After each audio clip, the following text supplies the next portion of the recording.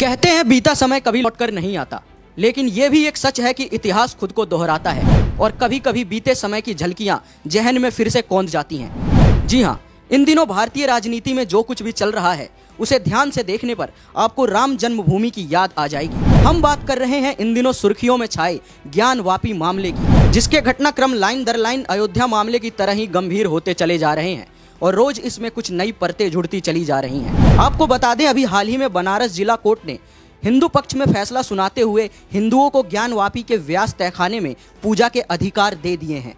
आज से ठीक 36 साल पहले अयोध्या की अदालत ने भी ठीक ऐसे ही हिंदुओं को बाबरी मस्जिद में पूजा करने की इजाजत दी थी और उसके ठीक 6 साल बाद यानी 1992 में बाबरी गिरा दी गई थी। तो क्या ज्ञानवापी के साथ भी कुछ ऐसा ही होने वाला है और क्या ये मामला भी किसी गंभीर अनहोनी की ओर बढ़ रहा है? इसे ठीक से समझने के लिए हमें इतिहास के कुछ पन्ने पलटने होंगे। बात 4वीं और 5वीं शताब्दी के बीच की है। भारत पर गुप्त साम्राज्य का शासन था। राजा थे चंद्रगुप्त द्वितीय, जिन्हें आमतौर पर चंद्रगुप्त विक्रमादित्य भी कहा जाता है।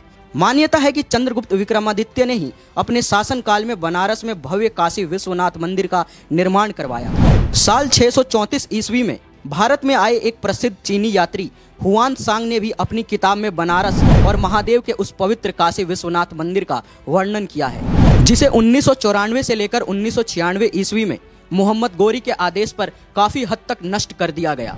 उस दौरान न सिर्फ काशी विश्वनाथ मंदिर बल्कि भारत के अनेकों बड़े मंदिर इस्लामी हमलों के चपेट में आए, लेकिन काशी विश्वनाथ मंदिर पर सबसे घातक और प्रचंड हमला मुगलों के समय हुआ।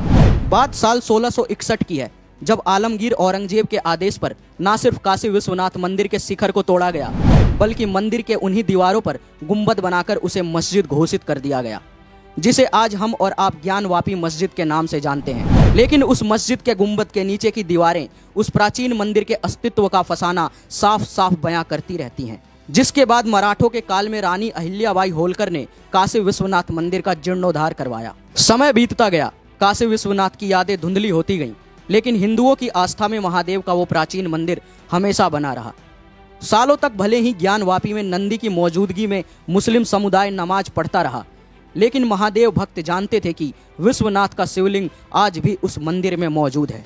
जब अंग्रेजों के शासन में हिंदुओं ने उस मुद्दे को उठाना चाहा तो अंग्रेजी सरकार ने इसका फैसला मुसलमानों के पक्ष में सुनाया। ज्ञानवापी मामले में अगला अहम समय 90 के दशक में आया, जब राम जन्मभूमि मामला अपने चरम पर था। जब पंडित सोमनाथ व्यास और डॉक्टर रामरंग शर्मा ने 1992 में परिसर में पूजा करने के लिए बनारस के जिला अदालत में याचिका दायर की, जिसे अंजुमन इंतजामिया मस्जिद और उत्तर प्रदेश सुन्नी वक्फ बोर्ड से चुनौती मिली। इस प्रकार ज्ञानवापी मामले में सालों तक हिंदू मुस्लिम दोनों पक्षों में एक लंबी लड़ाई चली। हालांकि साल 2000 में पंडित सोमनाथ व्यास का निधन हो गया, लेकिन ज्ञानवापी मामले का अंत नहीं हुआ।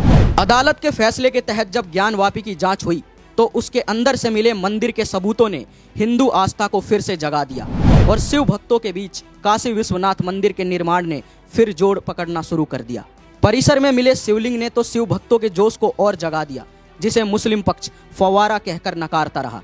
लेकिन सच तो सच था और अब वो समय आ गया जब रामलला हम आएंगे मंदिर वहीं बनाएंगे की जगह देश में अयोध्या तो झांकी है, अभी काशी मथुरा बाकी है जैसे नारे लगने लगे। हालांकि राम मंदिर तो बनकर तैयार है, लेकिन अब काशी मामला काफी गंभीर रूप लेता चला जा रहा है। अब तो कोर्ट ने ज्ञानवापी में हिंदुओं को पूजा की भी इजाजत दे दी है।